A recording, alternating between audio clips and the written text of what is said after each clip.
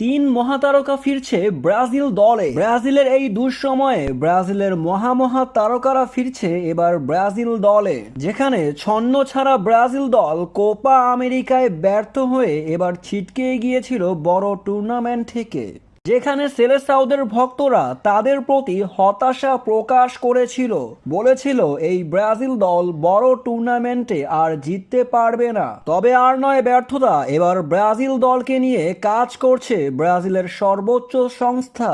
2026 বিশ্বকাপের বাছাই পর্বে সেপ্টেম্বরে মাঠে নামছে ব্রাজিল ইকুয়েডরের বিপক্ষে।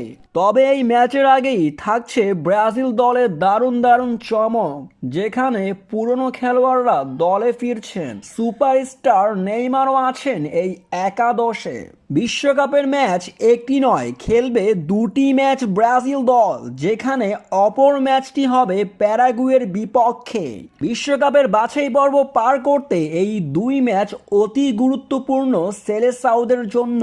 এই দুই ম্যাচে হারলে ছিটকেও যেতে পারে ব্রাজিল দল। তাই তো এই ম্যাচের আগেই ব্রাজিল দলে ফিরাচ্ছেন তিন মহাতারকা, যেখানে আছেন থিয়াগো সিলভা, অস্কার ও কৌতিনহো, যেখানে তাদের মধ্যে আছে অ্যাটাকার, মিডফিল্ডার, ডিফেন্ডার। তাই তো ব্রাজিল দল তাদের পূর্ণ শক্তির দল নিয়ে মাঠে নামবে এবারের কোয়ালিফাই ম্যাচে। সেলেসাওদের সেন্টার ব্যাকের সবচেয়ে বড় ভরসা থিয়াগো সিলভা।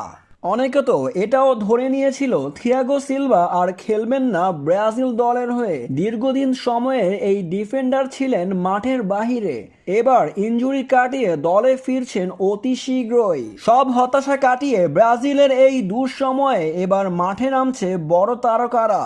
মূলত ব্রাজিলের সুদিন ফিরাতেই কোচ ডরিবাল জুনিয়রের এমন সিদ্ধান্ত।